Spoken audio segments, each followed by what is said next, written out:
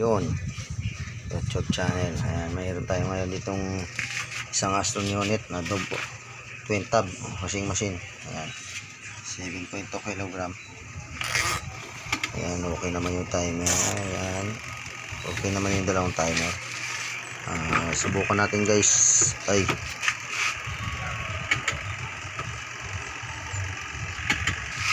nakita nyo, mataas yung pulsator. Subukan natin guys, i-check natin muna to. Sasaksak natin kung ano yung sira. Bali ito guys, binenta sa akin ng 270. Ayan.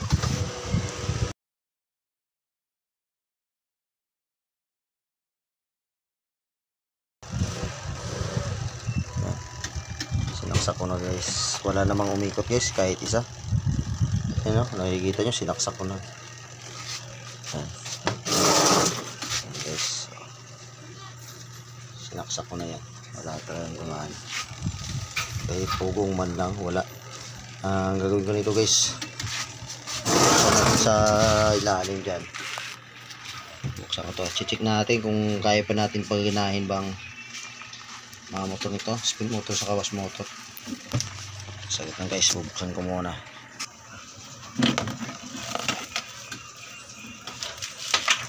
Sana guys, gumana man lang kahit isa. Yung mga ang laman niya malinis.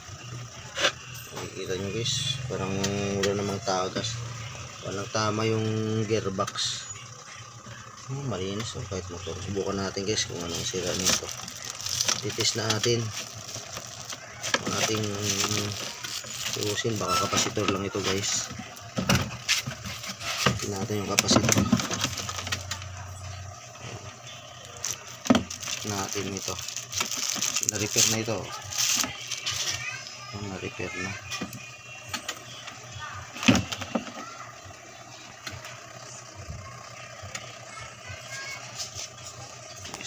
Guys, pag ganito guys, gusto nyo malaman kung okay kahit wala kayong tester, ang unang i-check nyo yung kapasitor, lalo nung walang umugong. Yan,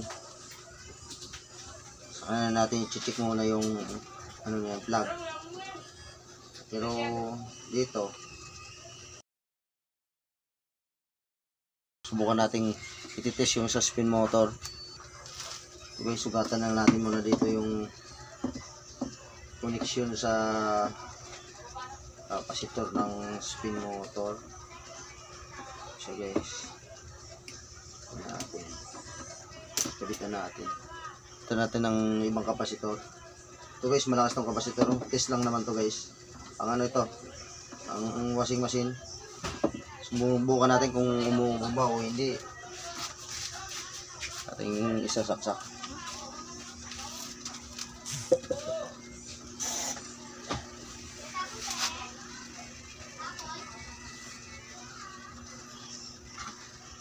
Ay, umugong siya guys.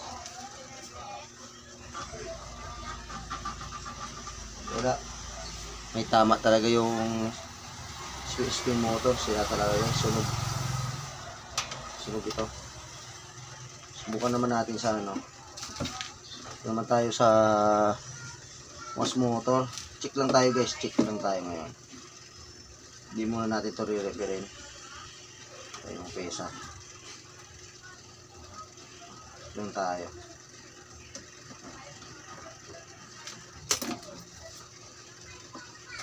Ito guys, gawin ko naman ito guys. Bali, buuin ko ito. Palitan natin ng mga pyesa. Kuha natin sa wash motor. Saksak ko guys. Para lang.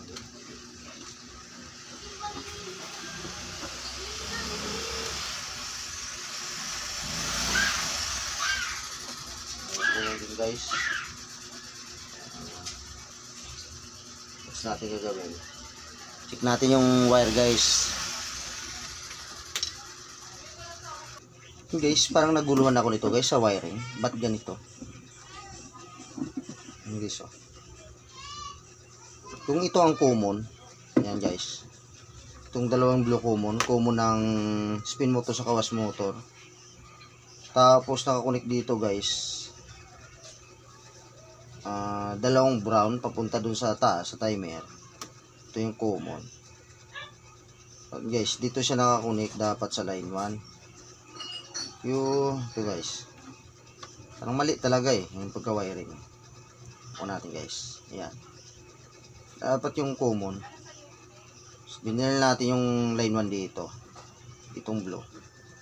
Dapat dito nakakunik guys sa common yung isang line 1. Lang guys nakakunik yung isang kapasitor. Itim ang wire. Sa ano siya, sa spin motor kasi 4 microfarad. Tapos itong red naman nakakunik yung guys sa ano, sa line 2. Kunik yung line 2. Tapos kunik siya sa wire na pula punta sa taas. Yan, ibig sabihin guys, kung ito yung line 2 ito sa taas, naloko na. Subukan natin guys, mukhang may mali. Tatanggalin ko guys, iibahin ko yung connection. Ulitin ko guys kaliluin. Mukhang mali yung wiring. Sana guys gumana ito. Mali lang na. Sana hindi nasunog yung spin motor sa kawas motor. Ito Naloko na. Ay, ito. Tama. Sa ano to? Sa motor doon yung napunta. Spin ito. Ito sa spin. Ibahin natin guys. Tanggalin ko guys yung wiring. Ayan na. Subukan natin yung was motor muna. Ito. Was motor guys. Subukan natin guys. Ititest natin ang tanggalin ko lahat yung wiring. Mukhang may mali. Pag napagaan natin ito guys, hindi tayo logi. Binayad natin ito 70. Yan na guys. Itong common blue, common to ng was motor. Connect natin dito guys sa line 1. Ayan. Ito naman guys, line 2 ito. Dito natin i-recta yung connect ditong sa wire ito sa kapasitor kasi nakakunik rin ito doon guys bali i-recta na natin. Bukan natin guys saksak ko lang. Sana gumana. Ay, matay yung ilaw natin. Sana gumana ito guys. Sana mali lang yung connection nila. Umugong lang yun baka nasunog ito.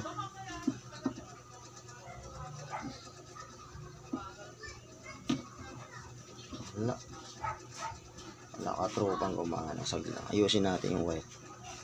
Gamitin natin guys yung mga linya. Tayo sa spin motor. Sa spin motor tayo guys. Connect natin yung common. Sana may gumana naman lang dito. Itong itim.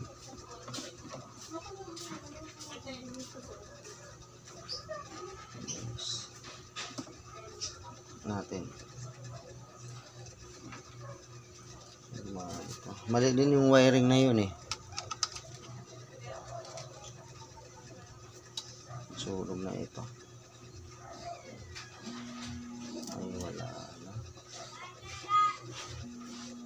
Ay, sugong lang talaga. Sunog na talaga.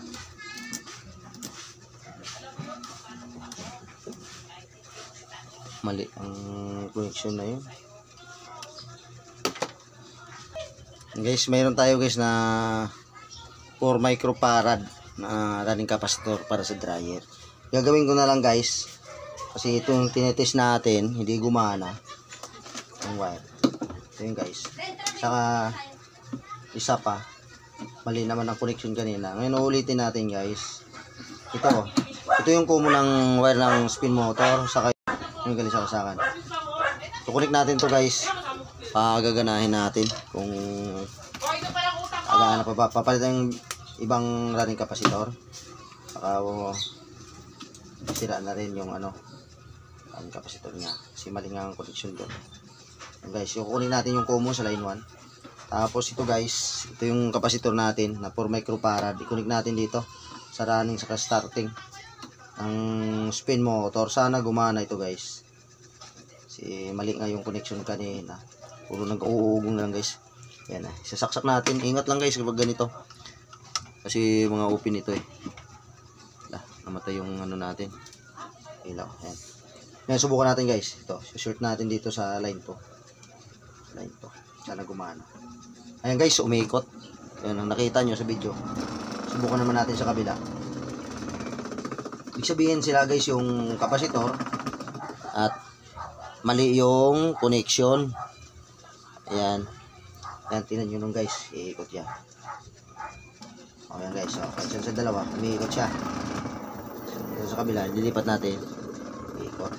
Sana sa washing ganun din guys. Mapagana natin. Hindi tayo. O guys, o, gumagana nga guys. O. Ibig sabihin, mali yung connection na yun kanina na ginawa ng nag-repair. Pagana natin.